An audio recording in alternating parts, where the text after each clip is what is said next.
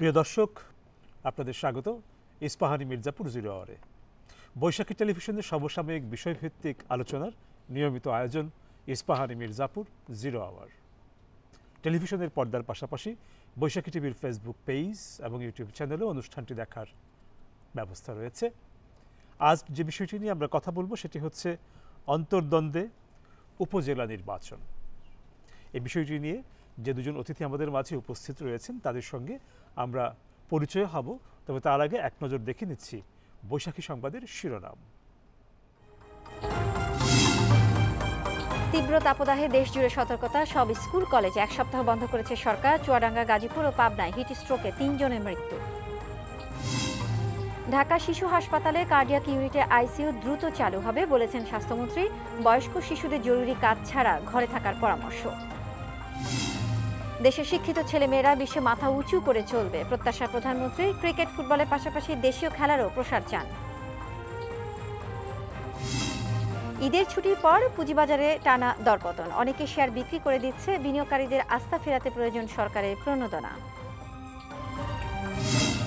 এবং রাজধানীতে Kamalapur rail station ভাঙার সিদ্ধান্ত 6 বছরেও নিতে পারেনি রেলওয়ে কর্তৃপক্ষ। থমকে আছে বহুমুখী কেন্দ্র নির্মাণের প্রকল্প।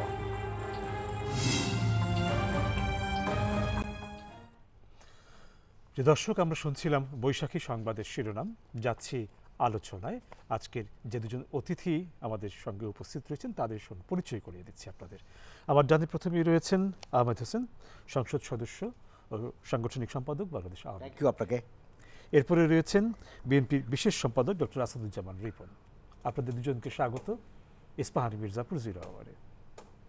প্রিয় দর্শক, দুই অতিথির সঙ্গে আমাদের পরিচয়ের পালা শেষ হলো। এবার যাচ্ছি আলোচনায় অন্তর্দ্বন্দ্বে উপজেলা নির্বাচন এই বিষয়টি নিয়ে। আগামী 8ই মে উপজেলা নির্বাচনের প্রথম ধাপ, এবার 4 ধাপে উপজেলা নির্বাচন হতে যাচ্ছে এবং আমরা এই প্রথম ধাপে 150টি উপজেলা পরিষদের নির্বাচন দেখতে পাবো। এরপরে আরও 3টি ধাপ রয়েছে। আওয়ামী লীগ আগেই জানিয়েছিল যে স্থানীয় সরকার নির্বাচনে তারা দলীয় প্রতীকে প্রার্থী দেবে না। গত সপ্তাহে যেটি আবার আমরা জানতে পারলাম যে আওয়ামী লীগের যারা মন্ত্রী আছেন কিংবা সংসদ সদস্য আছেন তাদের আত্মীয় এবং স্বজন যারা আছেন তারাও এই নির্বাচনে অংশ নিতে পারবেন না। তো এই জায়গাটিতে একটু কথা বলার জন্য আহমেদ হোসেন আপনার কাছে যাচ্ছি। এমন একটি সিদ্ধান্ত কেন? আপনাকে ধন্যবাদ। এমন একটি সিদ্ধান্ত তো যৌক্তিক এবং তৃণমূলে যারা পার্টির জন্য কাজ করে তারা এখন যদি এমপি মিনিস্টারের ফ্যামিলি মেম্বাররাই স্বজনরাই যদি সব দখল করে নির্বাচিত হয় তো অন্যরা কী করবে? এর বাইরে কি পার্টির কর্মী নাই, নেতা নাই? তারা কি করবে? সেই কারণেই এই বাস্তবতার আলোকেই চিন্তা করেই পার্টি ডিসিশন নিয়েছে এবং নির্দেশ দেওয়া হয়েছে স্বজনদেরকে প্রার্থী না করার জন্য। এবং অনেকেই প্রার্থী হয়ে গেছে, এখন শুধু প্রক্রিয়াটা বাকি যে প্রার্থীতা প্রত্যাহারের। যারা হয়ে গেছে প্রার্থী প্রত্যাহার করার জন্য আমাদেরকে নির্দেশ দেওয়া হয়েছে। আমরা সাংগঠনিক সম্পাদক যারা বিভিন্ন বিভাগের আছি, আমরা স্ব বিভাগের সাংগঠনিক সম্পাদকরা আমরা ইতিমধ্যেই কথা বলতে শুরু করেছি যে আপনার ছেলে বা আপনার ভাইগনা দাঁড়িয়েছে, তাকে প্রত্যাহার করতে হবে। আপনিও তো একটি বিভাগের দায়িত্বে আছেন। আমি সিলেটের দায়িত্বে আছি। সেই বিভাগের চিত্রটা একটু শুনতে চাই। সেই বিভাগের চিত্র হলো পিতা এমপি আগে মন্ত্রী ছিলেন, তার ছেলে এখন উপজেলার চেয়ারম্যান পদপ্রার্থী। আরেকজন মন্ত্রী ছিলেন এখন এমপি, তার ভাইগনা মনে হয় এখন উপজেলার চেয়ারম্যান পদপ্রার্থী। এরকম তথ্য আমার কাছে এসেছে। এইভাবে অনেক জায়গায় আছে। তাদেরকে আপনাদের নির্দেশনার কথা জানানোর পর কেমন সাড়া পাচ্ছেন? এখনও তারা হেজিটেট করছে, শেষ পর্যন্ত অপেক্ষা করছে লাস্টে কতটুকু কঠিন আমরা হতে পারি। বাট আলটিমেটলি পার্টি চিফ প্রধানমন্ত্রী বঙ্গবন্ধু কন্যা শেখ হাসিনার স্ট্যান্ড হচ্ছে শক্ত। এই অবস্থান থেকে সরে দাঁড়াবেন না, তাহলে তাদের প্রার্থীতা প্রত্যাহার করতে হবে। প্রত্যাহার না করলে তাদের বিরুদ্ধে সাংগঠনিক ব্যবস্থা নেওয়া হতে পারে। এইভাবেই আমরা নির্দেশনা পেয়েছি। মানে নেওয়া হতে পারে, এখনো নিশ্চিত কোনো না, বিষয় আমি নয়। পারি বলবো, যে পর্যন্ত না হয়তো পারি বলতে হবে। সিদ্ধান্তটা কঠিন এবং দৃঢ়, এবং তাদের বিরুদ্ধে ব্যবস্থা নেওয়া হবে। এবং এই প্রেক্ষিতে অনেকে আশঙ্কা করছেন যে এই সিদ্ধান্তটি হয়তো আপনাদের দলের ভেতরে তৃণমূল পর্যায়ে আরেক ধরনের একটি সংকট তৈরি করতে পারে। সংকট তো পার্টির ভিতরে যখন অধিক নেতা থাকে, স্বাভাবিক কারণে প্রতিযোগিতাকে আপনার দ্বন্দ্ব বলতেছেন। আর আওয়ামী লীগের মতো পার্টি, বিশাল পার্টি, আবার রুলিং পার্টি, সব কিছু মিলিয়ে তো পার্টির ভিতরে অনেক নেতাদের দ্বন্দ্ব থাকে, প্রতিযোগিতা থাকে, দ্বন্দ্বটাই থাকে, বেশি হয়ে যায়, সংঘাত হয়ে যায় অনেক সময়। কাজে এটাকে আমরা ছেড়ে দিয়েছি, প্রতিযোগিতা হোক, সংঘাত নয়। কম্পিটিশান ভালো, সংঘাত নয়। কম্পিটিশনের মধ্য দিয়ে নেতৃত্বের বিকাশ হয়, আর দ্বন্দ্ব সংঘাতের মধ্যে নেতৃত্ব দুর্বল হয়, পার্টি সংকটে পতিত হয়। কাজেই আমাদের পরিষ্কার বক্তব্য, নো ভায়োলেন্স, কোনো ভায়োলেন্স নয়। স্ব অবস্থান থেকে প্রতিযোগিতা করা, এটা যৌক্তিক, প্রতিযোগিতা করতে হবে। শান্তিপূর্ণ পরিবেশে নির্বাচন হবে এবং জনগণ যাকে পছন্দ তাকে ভোট দেবে। কাজে এই ব্যাপারে তো গভর্নমেন্ট, প্রধানমন্ত্রী একেবারে শক্ত অবস্থানে আছেন, ইলেকশন কমিশনও শক্ত অবস্থানে আছে। এটা স্থানীয় সরকার নির্বাচন, এটা তো জাতীয় নির্বাচন নয়। না, কিন্তু স্থানীয় সরকার নির্বাচনে প্রতীকে অংশগ্রহণ করার আইনটি তো এখনো নিশ্চয়ই আছে। না থাকলেও তো আমরা না এখন প্রতীক দিচ্ছি না, প্রতীক দেইনি। এবং সেখানে বিএনপি তো জয়েন করেছে অনেকেই। প্রথম পর্বেই মনে হয় 45 ক্যান্ডিডেটস ফ্রম বিএনপি। আমরা এই প্রসঙ্গটা নিয়ে কথা বলবো একটু ডক্টর আসাদুজ্জামান রিপন আপনার সঙ্গে। যে সংখ্যাটা উনি বললেন, এই সংখ্যাটি আমরা গণমাধ্যমেও দেখেছি যে প্রার্থিতা আছে বিএনপির স্থানীয় পর্যায়ের নেতাদের এবারের উপজেলা নির্বাচনে। আপনাদের দলীয় সিদ্ধান্ত যে না, এই নির্বাচনটি করা যাবে না। সেক্ষেত্রে তৃণমূল পর্যায়ে, আপনাদের দলের তৃণমূল পর্যায়ে আপনারা কি কোনো ধরনের ধন্যবাদ শৃঙ্খলা বা সংকটের? ধন্যবাদ আপনাকে। সেটা হচ্ছে যে নাম্বার ওয়ান, আমাদের পার্টি এই গভর্নমেন্টের অধীনে কোনো নির্বাচনে অংশ নিচ্ছে না। কারণ এখানে নির্বাচন বলে কিছু নাই, এখানে আইন বলে কিছু নেই। যে এতক্ষণ যে আপনি আইনি কথাবার্তা বললেন, তাদের নিয়ে যে কথাবার্তাগুলো বললেন, আমার প্রসঙ্গে আমি পরে আসছি। এইটার আইনটা, আইনি প্রক্রিয়াটা, সংবিধানটা, তারা শুধু এটা মনে করে it's a property of the Awami League only. তারা এটাকে ইচ্ছা করলে এখানে রাখতে পারে, এটা ইচ্ছা করলে এখানে রাখতে পারে। সংবিধান, আইন, এগুলো কোনো বালাই নেই আওয়ামী লীগের রাখতে, এবং they don't care about it. এটা কেয়ারও করে না। আপনি একটু আগে প্রশ্ন তুলছিলেন, দেশে আপনার স্থানীয় সরকার নির্বাচনগুলোতে প্রতীকবিহীন নির্বাচনের একটা আইন আছে, আইনটা করেছে, তো সে আইনটার প্রয়োগ নাই, প্রয়োগ করছেন, মানে নাই মানে প্রয়োগ করছেন এখন তারা। এটা ইচ্ছা, তাদের ইচ্ছা, আমি করবো না। তো গার্বেজটা রাখছেন কেন?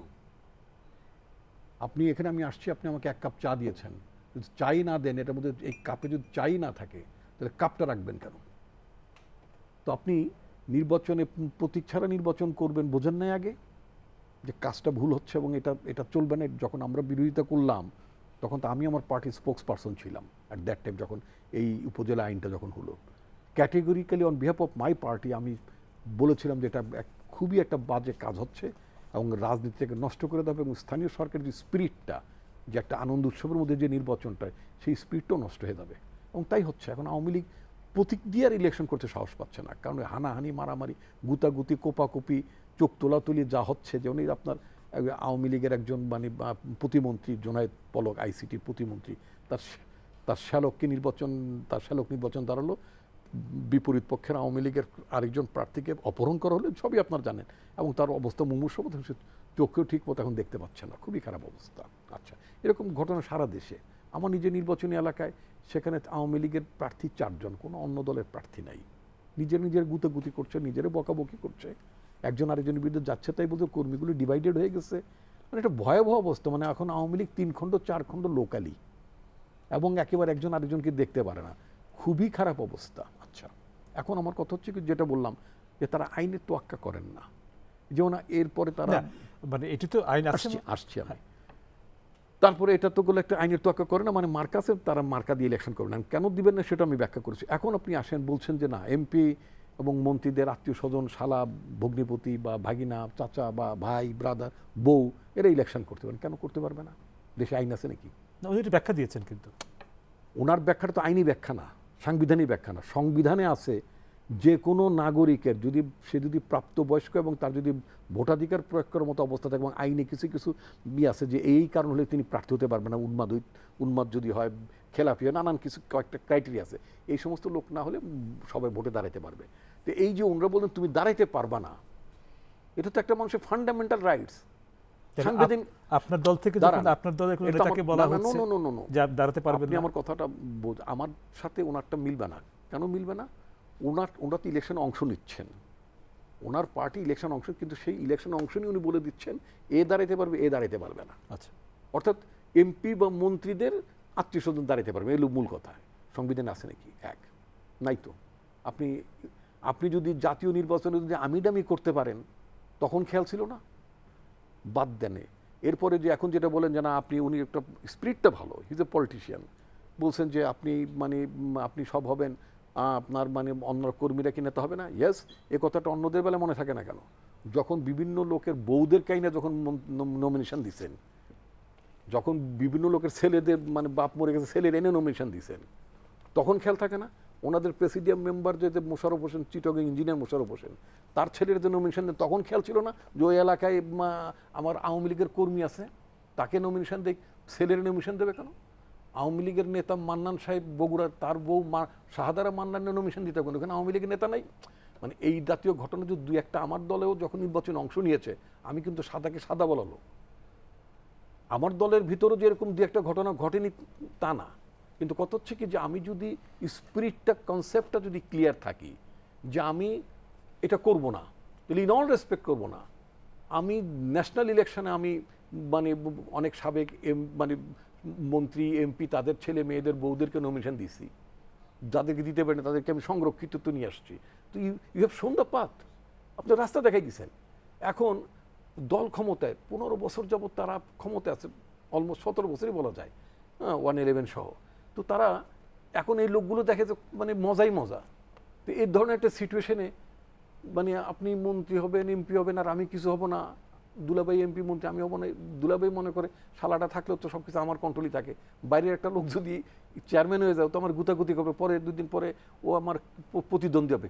স্পিরিটটা হচ্ছে। আর বর্তমানে বেসিক্যালি উপজেলার চেয়ারম্যানের কোনো পাওয়ার নাই, ওই এমপি সব। টিএনও এমপির বাইরে কিছুই করে না, নামে হলো উপজেলা পরিষদ, চেয়ারম্যান উপজেলা পরিষদের। ওখানে চেয়ারম্যানের কোনো দায়িত্বই নেই, কোনো ফাংশনে, বিলিভ ইট, আপনি দেখেন কোনো ফাংশন নেই। অযথা মানুষ গুতাগুতি কুন্দল করতে করতে একটা পদ পদবি নেওয়ার জন্য করে। এটা হলো আমি ওনার পোর্শনটা আমাদের অবস্থান, আমার অবস্থানটা বা একজন নাগরিক হিসেবে আমার অবস্থানটা তুলে ধরলাম। এখন আপনি আমাকে যেটা জিজ্ঞেস করেছেন, হ্যাঁ, এখন আমি সেই পয়েন্ট, আর আপনি যে সমালোচনাগুলি করলেন সেই বিষয়ে আমরা আহমদ হোসেনের কাছ থেকে ওনার বক্তব্যটি নিশ্চয়ই আপনার কথাটি শুনে তারপরে যাচ্ছি ওনার কাছে। হ্যাঁ, এখন আপনি আমাকে যেটা জানতে অ্যাবাউট মাই পার্টি, ইয়েস, আমাদের পার্টি এই ইলেকশনে না যাওয়ার সিদ্ধান্ত নিয়েছে, কারণ আমাদের বেশ কয়েকটি বিটার এক্সপিরিয়েন্স এই গভর্নমেন্টের অধীনে ইলেকশন করতে আমরা দেখেছি। সেজন্য আমরা ডিসিশন নিয়েছি যে আমরা এই গভর্নমেন্ট অধীনে ইলেকশন হবে না। এবং সবচেয়ে বড় কথা হচ্ছে কি, আমরা যে কথাগুলো বলেছি যে এই প্রশাসন অধীনে নিরপেক্ষ নির্বাচন হবে না।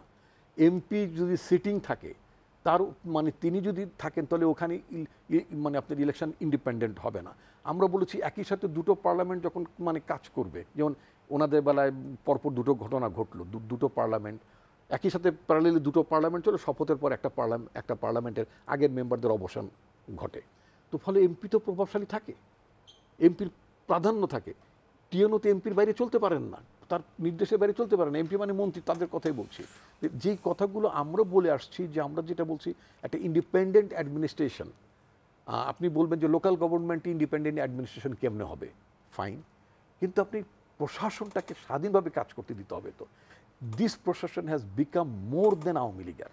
এইখানে যারা তারা সবাই মনে করে পোস্টিং পজিশন ঠিক রাখতে হলে, পদোন্নতি পেতে হলে আমাকে আওয়ামী লীগের, আহমদ হোসেন চেয়ে বড় আওয়ামী লীগের হইতে হবে।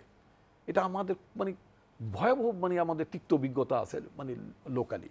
তো ফলে এই কাঠামোটাকে পরিবর্তন না করে স্থানীয় সরকার যে কনসেপ্ট, আমাদের যে আমলাতন্ত্রটাকে যেভাবে পলিটিসাইজড করা হয়েছে, হ্যাঁ, এই অবস্থার মধ্যে আপনি শুধু বিএনপির জন্য না, অ্যাজ এ হোল আপনি একটা লোকাল গভর্নমেন্টের স্ট্রাকচারটাকে আপনি ফ্লারিশ করতে পারবেন না।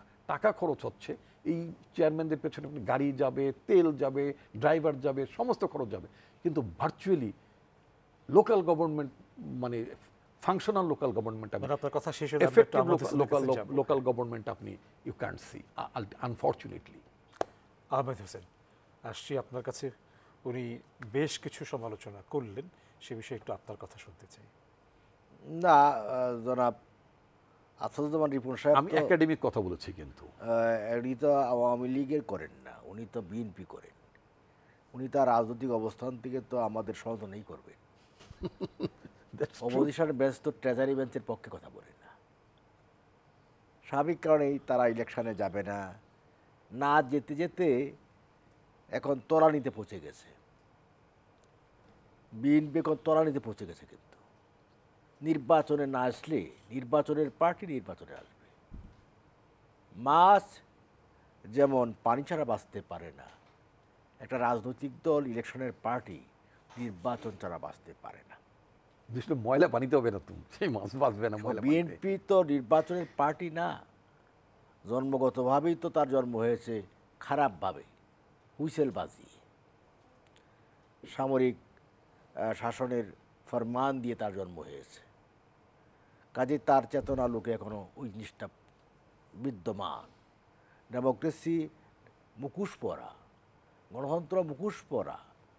কাজে মুখোশ পরে যারা আছে তারা ডেমোক্রেসিতে বিশ্বাসই করে না। তাদের কথা হলো যেনতেন প্রকারে আওয়ামী লীগ গভর্নমেন্টে হটিয়ে দাও, যেনতেন প্রকারে প্রধানমন্ত্রী শেখ হাসিনাকে হটিয়ে দাও। এত সব বড় বড় কথা বলি তো আওড়িয়েছে তারা নির্বাচনের আগে, বাট এখন ছুপসে গেছে।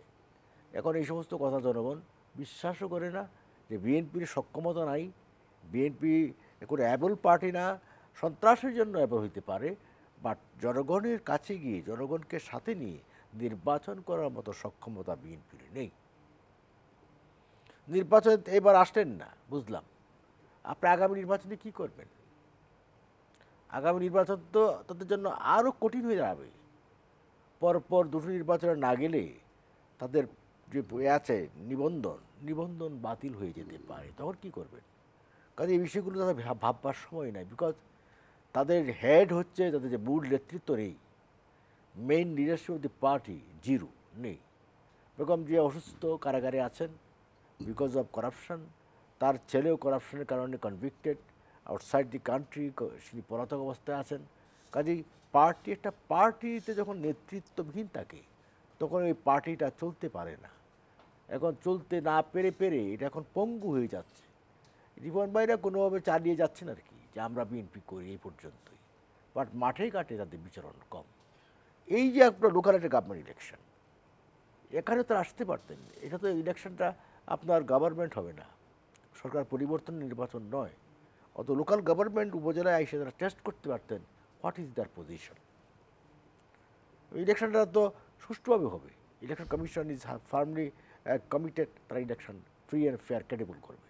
যেটা হয়েছে জাতীয় নির্বাচন 7 জানুয়ারি 2024 সাল রবিবার, ক্রেডিবল নির্বাচন হয়েছে, একটা আইডল নির্বাচন হয়েছে, যে কারণে পৃথিবীর সব দেশ প্রধানমন্ত্রী শেখ হাসিনাকে অভিনন্দন জানিয়েছে নির্বাচিত হওয়ার জন্য।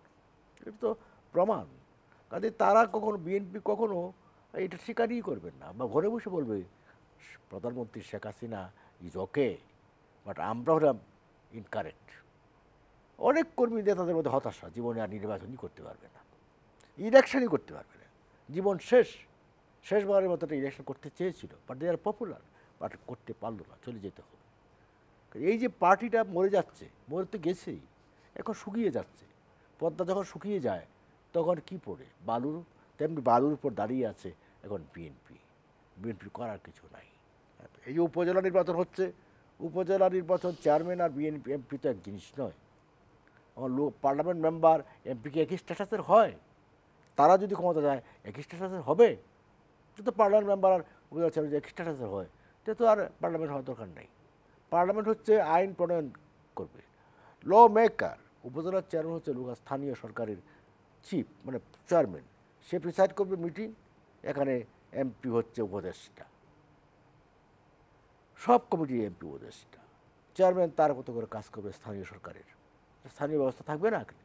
কাজে এটা তাদের সময় ছিল, তাদের সময় ছিল না, তারা যখন ক্ষমতা ছিল না চেয়ারম্যান, উপজেলা চেয়ারম্যান নিশ্চয়ই ছিল, জাতীয় পার্টির সময় ছিল, সেই ধারাবাহিকতায় আমরা উপজেলা চেয়ারম্যান পেয়েছি। কাজে এখন উপজেলা চেয়ারম্যান নির্বাচনে তাদের পার্টি কিন্তু 45 জন গিয়েছে, এবং আজকে পত্রিকায় দেখলাম তাদেরকে ওয়ার্নিং দেওয়া হয়েছে। ওয়ার্নিং তো তারা মানবে না। মানে একদিন পরই প্রার্থিতা প্রত্যাহারের শেষ দিন, সেটি শেষ হওয়ার পরে হয়তো আমরা বুঝতে পারবো যে আসলে কতজন থাকলেন কতজন থাকলেন। ওই যে 45 জন গিয়েছে, হ্যাঁ, এরা তো নির্বাচন করার জন্য সিরিয়াস। এবং এক্ষেত্রে প্রশ্ন উঠেছে যে এই যে যারা আপনাদের দলের থেকে প্রার্থী হলেন, তাদেরকে যে নির্দেশনাটা দেয়া হলো, সেই নির্দেশনাটা একদম শেষ সময়ে এসে মনোনয়নপত্র জমা দেওয়ার পরে এসে নির্দেশনাটা, এবং সেই জায়গা থেকে একটা সমালোচনা আছে যে এত দেরি কেন হলো, আপনাদের ভেতরে দ্বিধা ছিল কি না, এই বিষয়গুলো আমরা শুনবো। আমাদের একটা বিরতির সময় হয়ে গেছে, ফিরে এসে আবার আপনাদের কাছ থেকে বিষয়গুলো শুনবো। প্রিয় দর্শক, সময় হয়ে গেল একটা বিরতির, ফিরবো কিছুক্ষণের ভেতর, আশা করি সঙ্গেই থাকছেন।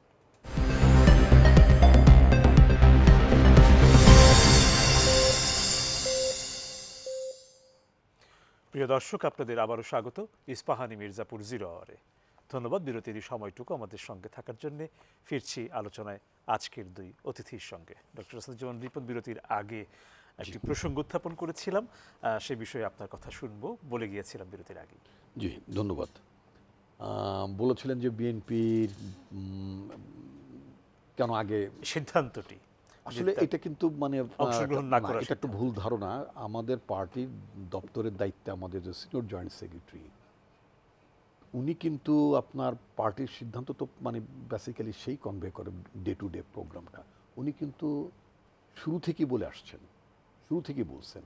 আর শেষে যেটা দেখলেন, এই সিদ্ধান্তটি স্ট্যান্ডিং কমিটির সর্বশেষ সিদ্ধান্তটা জানানো হলো, কিন্তু পার্টির যে সিদ্ধান্ত, মূল সিদ্ধান্তটা, সেই সিদ্ধান্তটা বলা যেতে পারে দ্বিতীয়বার যেটা বলা হলো কয়েকদিন আগে, এটা বলে রিটারেট করা, মানে পুনর্ব্যক্ত করা। যদি তাই হয়ে থাকে তাহলে তো আসলে আপনাদের সিদ্ধান্তকে না মেনেই আপনার দলের অন্তত 45 জন যায় ব্যক্তি বা নেতা, মানে এটা ওনাদের দাবি অনুযায়ী, ওনাদের দাবি অনুযায়ী এরকম কিছু না। যারা পার্টিতে, যারা মানে আপনার নেতৃস্থানীয় মানে যারা নেতৃত্বে আছে, এরকম কেউ নির্বাচনে অংশ নিচ্ছেন না, পার্টির শৃঙ্খলা ভেঙে কেউ নির্বাচনে যাচ্ছেন না।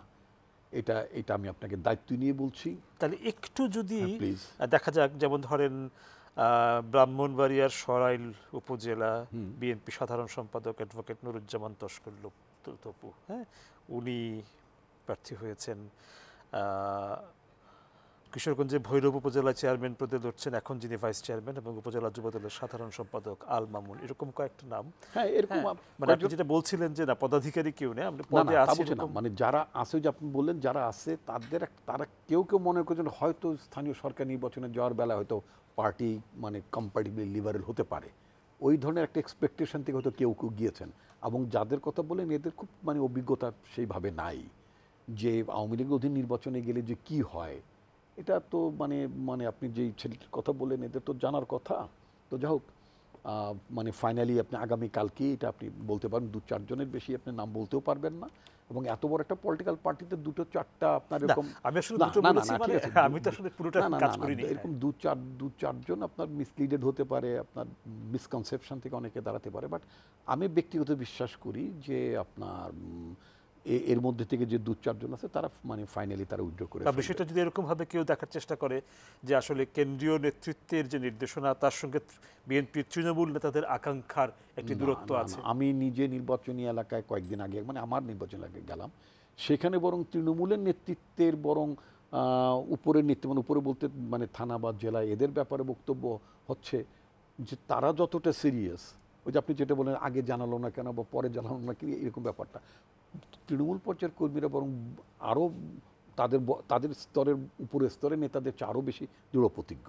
কারণ তারা জানে যে তাদের মামলা হামলাগুলো একেবারে গ্রাম লেভেলে তো গেছে।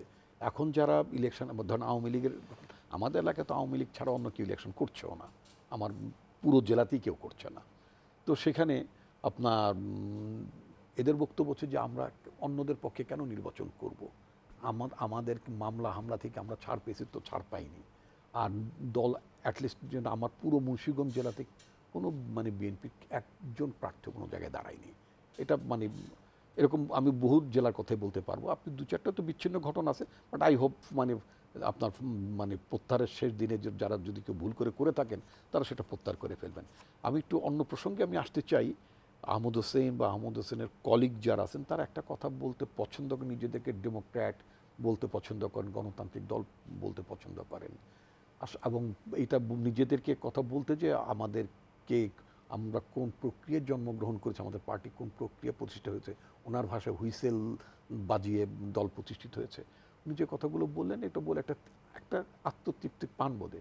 আমি এই দলটির একেবারে শুরুর লগ্নের কর্মী এই দলটির, তাদের ছাত্র সংগঠনের, এবং আমি মাত্র 27 বছর বয়সে এই দলটির ছাত্র সংগ্রহের প্রেসিডেন্ট হয়েছিলাম এবং বলা যেতে পারে খুব সফলভাবে সারা বাংলাদেশে এরশাদ বিরোধী আন্দোলনটাকে নেতৃত্ব দিয়ে আমরা সারা দেশে ছাত্র দলটাকে বিকশিত করেছিলাম।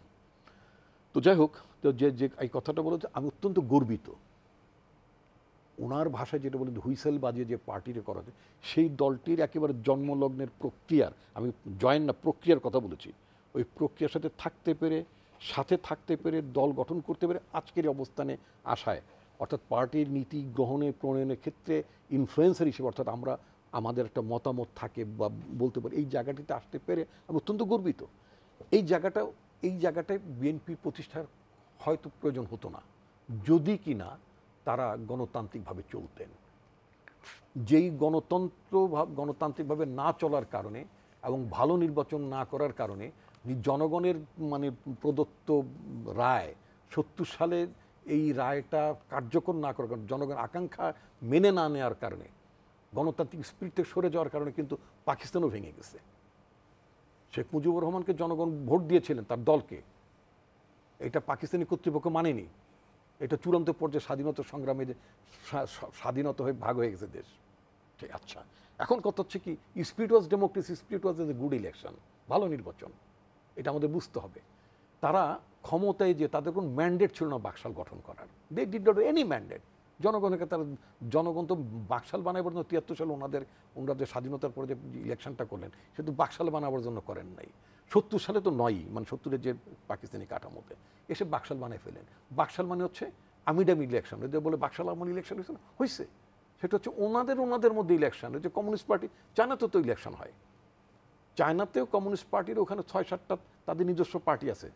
ওনাদের ওই যে তৎকালীন কমিউনিস্ট পার্টি, তৎকালীন আপনার কী বলে আপনার মুজাফর সাহেবের ন্যাপ ছিল কুড়েগড় মার্কা, তাদের মধ্যে ইলেকশন হতো। তো নিজেদের মধ্যে যে ইলেকশনটা মানে বাকশাল, ওনারা যেটাকে জাতীয় দল বলতে পছন্দ করেন, ইট ওয়াজ নট এ জাতীয় দল, it was a combination, it was a formation of the Awami League, communist party of Bangladesh and national army party. এই তিনটা দলের বাকশাল গঠন করার আগে এদের নাম ছিল ত্রিদলীয় ঐক্যজোট। ত্রিদলীয় ঐক্যজোটটা মানে শেপ নিল বাকশাল নামে। এখানে তো তৎকালীন যে জাসদ ছিল, মানে যারা পার্লামেন্ট ইলেকশন করেছে, সে জাসদে ইলেকশন অংশগ্রহণ করেনি। এই তৎকালীন পার্লামেন্টের রিপ্রেজেন্টেটিভ ছিল জাতীয় লীগ আতর রহমান খান সাহেবের, যে আপনার ধামরাইতে তিনি অনেক পুরনো আওয়ামী লীগেরও নেতা ছিলেন, একসময় পরে দল আলাদা করেছে, তার দল যায়নি। মৌলানা ভাসানী নেতৃত্বাধীন ন্যাশনাল আওয়ামী পার্টি দেন এবং অন্যান্য অনেক রাজনৈতিক দলই যায়নি, এবং তারা মানে অনুমোদিত রাজনৈতিক দলগুলো যায়নি। তার মানে একটা অংশ মানে সরকারে গেছে, মানে বাকশাল করেছে, আর একটা অংশ বাকশালে যায়নি। আচ্ছা, এবং এইটার পরে 75 সালে যে মর্মন্তদের যে দুঃখজনক বিয়োগান্তক যে মানে ঘটনাটা ঘটলো, যে ঘটনাটাকে আমরা নিন্দা করি, সেই ঘটনাটা তো ওনাদের সৃষ্ট। ইট ওয়াজ নট এ মিলিটারি কু initially, it was a political কু। আওয়ামী লীগের অভ্যন্তরীণ দ্বন্দ্ব বিবাদের আউটকাম হচ্ছে আপনার 75 সালে 15 আগস্ট। প্রেসিডেন্ট তো কোনো সামরিক বাহিনীর লোক হয় নাই, প্রেসিডেন্ট হয়েছে খন্দকার মোস্তাক, মন্ত্রী হয়েছে আওয়ামী লীগের সবাই, সমস্ত লোক আওয়ামী লীগের A to Z সবাই। যে মানে শেখ মুজিবুর রহমানের লাশ দাফন হওয়ার আগে সব চান্দুরা যে আপনার মানে মুস্তাকের সাথে মানে শপথ গ্রহণ করেছে। আচ্ছা, আমি আসছি একটু ওনাকে বলার সুযোগ আমি আসছি। এবং এই লোকগুলো তো মানে বাকশালও করতো, এই লোকগুলো আওয়ামী লীগ করতো, তারা ডিফাই করলো, তারা মুস্তাকের নেতৃত্বে চলে আসলো। যদি মুস্তাক এসে মার্শালও জারি করলেন, মুস্তাক নট জিয়াউর রহমান, পুরা ব্যবস্থাটা আপনি বাকশাল করে ফেললেন, ওনাদের নেতা খন্দকার মুস্তাক এসে আপনার মানে কু করলেন, প্রেসিডেন্ট হলেন, অর্থাৎ কোনো পলিটিক্যাল সিস্টেম, ইলেকশন সিস্টেম থাকলো না। তো তখন সিস্টেম তো আনতে হবে। তো সিস্টেমটা আনার জন্যেই আপনার বিএনপি মানে প্রতিষ্ঠিত হয়। বিএনপির প্রতিষ্ঠাটা এত এফেক্টিভ, এত কার্যকর যে বারবার এই দলটি মানে ফেয়ার নির্বাচনে জিতে এবং ওই যে ওনারা বলে বিএনপির ওনাদের নেতা ওয়াইদুল কাদের সাহেব বলে যে বিএনপির প্রাসঙ্গিকতা হারাই গেছে, তলা নিতে গেছে, ইত্যাদি ইত্যাদি বলে। আরে ভাই, তলা নিতে যে যায় না তার প্রমাণ তো আমি নিজে। কারণ আজকে মিস্টার জয়প্রকাশ আপনি আমাকে ডেকেছেন, আমার সাথে কথা বলছেন, বিকজ আই রিপ্রেজেন্ট বিএনপি। আজকে আমার ছাড়া তো আপনার অনুষ্ঠান হবে না, মানে আমি আমার দল ছাড়া হবে না। এখানে যদি আপনি লাল্লু পাঞ্জু নিয়ে যদি দল মানে টকশো করতেন, কোনো ব্যাটা দেখতো নাকি? আমাদের একটু সময়ের সীমাবদ্ধতাও আছে। সুতরাং আমি যেটা বলি যে বিএনপি ইতিহাসের অনিবার্য কারণেই বিএনপির প্রতিষ্ঠা হয়েছে, two restore democracy, two restore electoral system. আজকে যদি এই ব্যবস্থাটি যদি তারা যদি আবার 75 মতো তারা যদি ভুল করেন, আবার যদি গণতন্ত্রের পথ হারিয়ে ফেলেন, আমি জানি না ভবিষ্যৎ কি হবে। আর বাংলাদেশের রাজনীতি আবার মানে পথ হারাবে। আপনার একটু আমাদের যদিও আরেকটা বিরতিতে যাওয়ার সময় হয়ে গেছে, কিন্তু বিরতি থেকে ফিরে এসে এই প্রসঙ্গে শোনার চাইতে বরঞ্চ একটু শুনে যাই আপনার কাছ থেকে ওনার সমালোচনার প্রেক্ষিতে যদি আপনার কিছু বলার থাকে। আছেই তো বাকশাল ওয়াজ আ সিস্টেম। বাকশাল সেন্ট্রাল কমিটির মেম্বার জিয়া রহমান ছিলেন। নেভার। বাকশাল you cannot আপনি কেন বলছেন? না না, আপনি ওই যা জানেন না, আমি জেনেই বলছি। আমি তার দলের নেতা, আপনি জানেন। আমি তার আশীর্বাদ ধন্য। বাকশাল সেন্ট্রাল কমিটির মেম্বার আতর রহমান সাহেব ছিলেন। বাকশাল সেন্ট্রাল কমিটির মেম্বার মৌলানা ভাসানী সাহেব ছিলেন। কে ছিলেন না? বাকশাল ওয়াজ আ সিস্টেম। ভিয়েতনাম যে সিস্টেম, ভিয়েতনাম হোচিমিনের পার্টি যে সিস্টেম, বঙ্গবন্ধু সেই সিস্টেমে যেতে চেয়েছে। হু ম্যান্ডেটেড হিম? এবং এটা হচ্ছে টোটাল জাতিকে ঐক্যবদ্ধ করতে চেয়েছিলেন। এটা পার্টির সিস্টেম। বঙ্গবন্ধু চেয়েছিলেন দেশটাকে শোষণমুক্ত সমাজ প্রতিষ্ঠার জন্য এবং পুরো জাতিটাকে এক জায়গায় নিয়ে আসার জন্য। সেটা করতে দেননি জিয়াউর রহমান, মুস্তাক সাহেব করতে দেয়নি। বলে মুস্তাক জিয়াউর রহমান ছিলেন না? মুস্তাক জিয়াউর রহমান যুক্তভাবেই 15 আগস্টে কিলিংয়ের সাথে জড়িত। জিয়াউর রহমান চিপ হলেন কী করে? জিয়াউর রহমান তো সেনাবাহিনীর ডেপুটি চিফ ছিলেন। তার তো শপথ নিয়েছিলেন কোরআন ছুঁয়ে যে সংবিধানের প্রতি অনুগত থাকবেন। তিনি কী করে কোনি জিয়াউর রহমানের বেস পড়েছেন, সেনাবাহিনীর প্রধান হলেন, তার হাত দিয়ে তিনি বেস পড়লেন সেনাপ্রধানের। এটা কি? একটা খুনি যখন তার বেস পরিয়ে দেয় তখন বুঝতে হবে তার সাথে তার মিতালি ছিল। বিকজ আপনার মন্ত্রীরা, আপনার আওয়ামী লীগের মন্ত্রীরা আনুগত্য প্রকাশ করছে, আমাদের সেনাবাহিনীর উপপ্রধান থেকে শুরু করে ম্যাক্সিমাম যারা যারা ছিল গিয়ে আনুগত্য প্রকাশ করেছে। জিয়া রহমান আনুগত্য প্রকাশ করেছে মুস্তাকের কাছে। কই জিয়া রহমান তো তখন স্ট্যান্ড নেয়নি। না, তার তো স্ট্যান্ড নেওয়ার কথা না, যে নেবে না হয় না, সে তো অবস্থা না। না, হি ওয়াজ ডেপুটি চিফ। এবং সেগুলো আপনাদের আর্মি চিফ হিসেবে শপথ নিতে দেয়। সময়ের সীমাবদ্ধতাও আছে আমাদের। তত্ত্ব উনি জানেন। আপনার আর্মি আমি খুব জানি। ৭৫-এ বঙ্গবন্ধু হত্যার পরে ছাত্রদের জন্ম হয়েছে, তো ওখানে সভাপতি হয়েছেন। অতীতের অনেক ঘটনা উনি জানেন না। আমরা একটু বিরতির সময় নিয়ে তারপরে আবার আসবো আপনাদের কাছে। একটু সময় সীমাবদ্ধতা আছে, সেটা আপনাদেরকে বিবেচনায় রাখতেই হবে। প্রিয় দর্শক, সময় হয়ে গেল আরও একটা বিরতির। ফিরব কিছুক্ষণের ভেতর, আশা করি সঙ্গেই থাকছেন।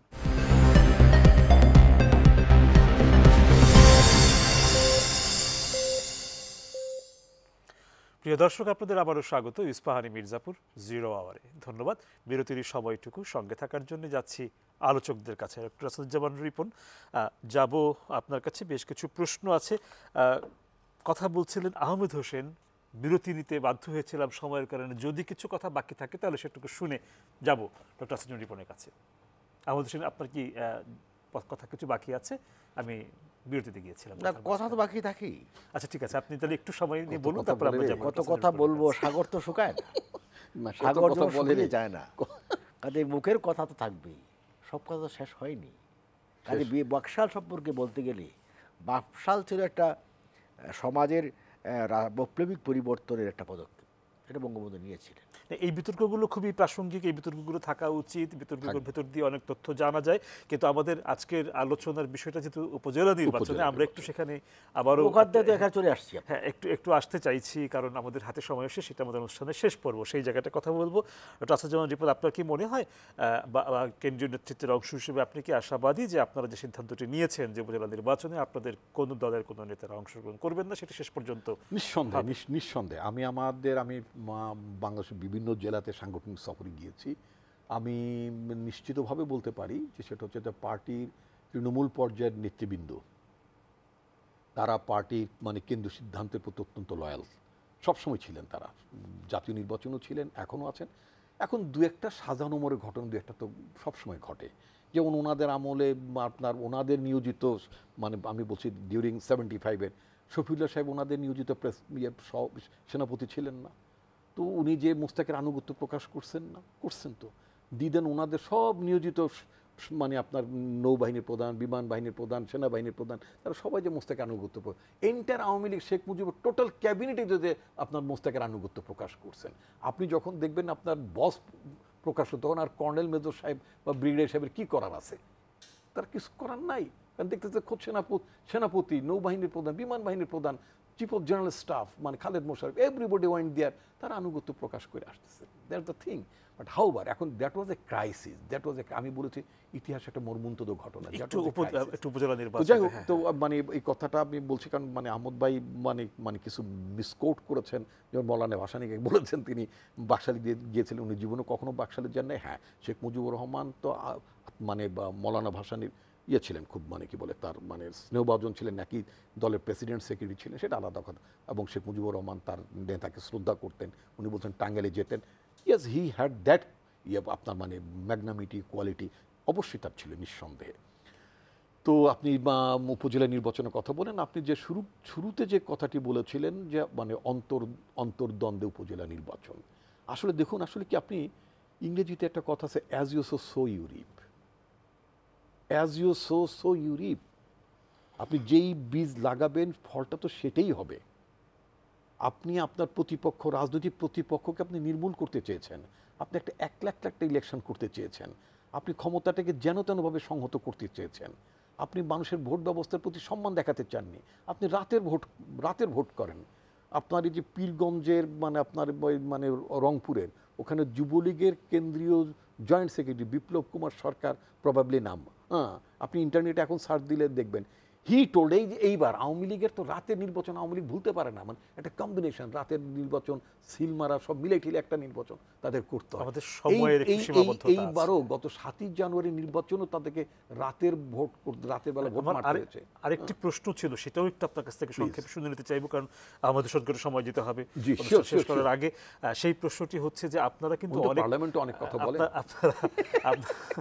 অনেক নির্বাচনই বর্জন করেছেন, তো এই বর্জনের ভেতর দিয়ে আপনাদের অর্জনের জায়গাটা যদি একটু সংক্ষেপে বলতেন। আমরা আমাদের একটা বড় অর্জন যেটা হয়েছে আই মাস্ট সে, বড় অর্জনটা হলো আমরা আওয়ামী লীগ যে একটা ফ্যাসিস্ট পার্টি, আনডেমোক্রেটিক পার্টি, নির্বাচনে বিশ্বাস করেন, জনগণের ভোটে বিশ্বাস করেন, এটা আমরা মোটামুটি জনগণ এটা মানে এই প্রমাণটা জনগণ পেয়েছে এবং জনগণ তাদেরকে বর্জন করছে, তাদের সাথে জনগণ থাকছে না, জনগণকে তারা ভোটে আনতে পারছেন না এবং ভোটে আনতে পারছেন না বলেই কিন্তু তাদেরকে নিজেদের যে প্রিয় মার্কা নৌকা মার্কা, সেই নৌকা মার্কাটাকে তাদেরকে অ্যাবান্ডন করতে হয়েছে, নৌকা মার্কা, বিকজ নৌকা মার্কা দেখলে নৌকাটাকে ডুবানোর জন্য আওয়ামী লীগের অভ্যন্তরে গ্রুপ অফ পিপুল তারা খুব ব্যস্ত হয়ে যাবে। তো সেই জন্য তারা উপজেলা ইলেকশনে মানে করেননি, মানে আপনার মানে নৌকা রাখেননি। আর এইটার যে কোন্দলটা গত জাতীয় নির্বাচনটা ওই আমিডামি করতে যেটা হলো, এটা একটা সুদূর প্রসারী এফেক্ট হবে জয়প্রকাশ। আপনি চিন্তা করতে পারবেন না সারা বাংলাদেশের হালটা কোন জায়গায় তারা এই শুধুমাত্র ক্ষমতাটাকে ধরে রাখার জন্য তারা যেই কাজটি করেছেন গত নির্বাচন 7ই জানুয়ারি, তাদের নিজেদের দলের জন্য যে কি সর্বনাশ করেছেন, মানে তারা আমার মনে হয় তারা আপনি তৃণমূলের দলের আওয়ামী লীগের দ্বন্দ্বের যে কথা বলছেন সেই বিষয়ে আমার একটি প্রশ্ন করার ছিল, আলাদা করে প্রশ্ন না করে বড় জোর রাস্তার কথা যেখানে শেষ হলো সেখান থেকে আপনার কাছে ফিরছি, কারণ সময় তারা বৃক্ষরোপণ করেছেন গত নির্বাচনের মধ্যে। না এখন বিএনপি কি অর্জন করেছে? বিএনপি হাহাকারের বেদনা ছাড়া আর কিছুই অর্জন করতে পারেনি। এত হাসি, তারপর আপনার মনে হয় আহমদ ভাই বিএনপি এখন তাইরে নাইরে পার্টি হয়ে গেছে, তার বাসায় তাইরে নাইরে, কোথায় যাবে এখন না দিশা পাচ্ছে না, কোথায় গিয়ে কি হবে, এবং সর্বত্র বিএনপির মধ্যে এখন ফ্রাস্ট্রেশন। না, উনি একটা অভিযোগ কিন্তু করছেন যে আপনাদের এই অন্তর্দ্বন্দ্বের একটা ব্যাপার, নির্বাচনকে কেন্দ্র করে একাধিক প্রার্থী থাকার প্রেক্ষিতে সেই জায়গাটা আমাদের একাধিক প্রার্থী থাকে, তাদের তো হাসি পাবে কেন? পাবো না। আমি তো আওয়ামী লীগের জাতীয় নির্বাচনে আমরা ওপেন করে দিয়েছি, অনেক জায়গায় স্বতন্ত্র পার্টি 62 আপনার স্বতন্ত্র পার্টি। কোথায় স্বতন্ত্র? আওয়ামী লীগেরই আরেকটা না আমরা তো ওপেন করে দিয়েছি, কাজে এখন সব ওপেন করা। ওপেন মানে হচ্ছে একেবারে সুস্থ প্রতিযোগিতা, যে রাজনীতিতে সুস্থ প্রতিযোগিতা নেই সেই রাজনীতির কোনো তো তা বাধা দিচ্ছেন কেন আহমদ ভাই, যে এখন এই যে রাজনীতি তো বদ্ধ জলাশয় নয়। তার মানে আপনি অন্তর্দ্বন্দ্বের বিষয়টিকে আপনি আমলে নিচ্ছেন না, মনে করছেন না যেটি আসলে অন্তর্দ্বন্দ্ব কোনটা? অন্তরের দ্বন্দ্ব।